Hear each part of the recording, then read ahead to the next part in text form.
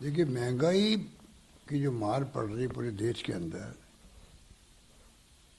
उसका अन्य कारणों के अलावा ये पेट्रोल डीजल की जो दाम बढ़ते बार बार, वो मुख्य कारण है।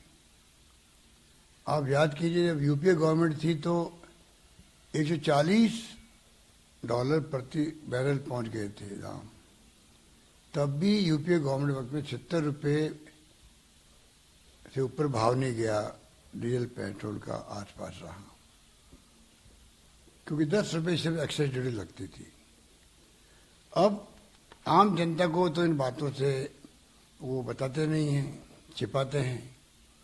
उन्होंने 10 रुपये से बढ़ा के 32 रुपये तक कर दिए एक बार तो। और ये भी आम जनता को नहीं मालूम पड़ता है कि उसमें जो मुख्य एक्साइज ड्यूटी होती थी, उसमें राज्यों को हिस्सा बढ़ता था वापस। एक्साइज ड्यूटी इकट्ठे होती थी, वापस बढ़ती थी राज्यों को, वो खत्म कर दिया। राज्यों को खत्म कर दिया मतलब नहीं के बराबर कर दिया। और दूसरी एक्साइज ड्यूटी होती है एडिशनल, उसको इतना बढ़ा दे वो उनके खाते में जा रही है, और भाव बढ़ते जा रहे हैं जो आपके आसमान छू रहे थे।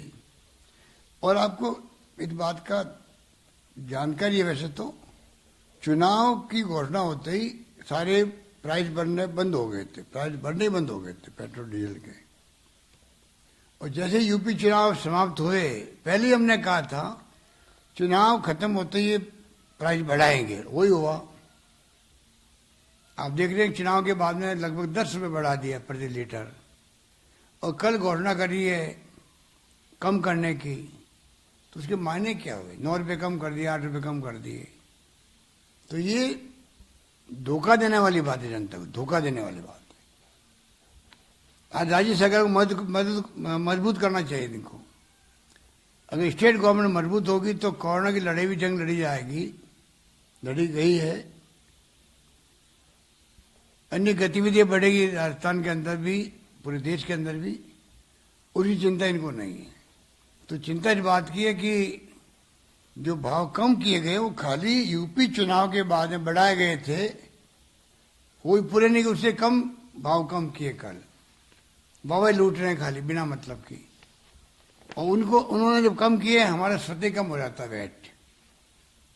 और ऊपर से अभी इको तो मेरे और कम कर दिए, बढ़ा दिए, अभी कल ही आज ही बढ़ा दिए हैं। आम जनता को इनको मालूम है कि उनको पता नहीं लगेगा। तो मैं समझता हूँ कि ये परंपरा अच्छी नहीं है।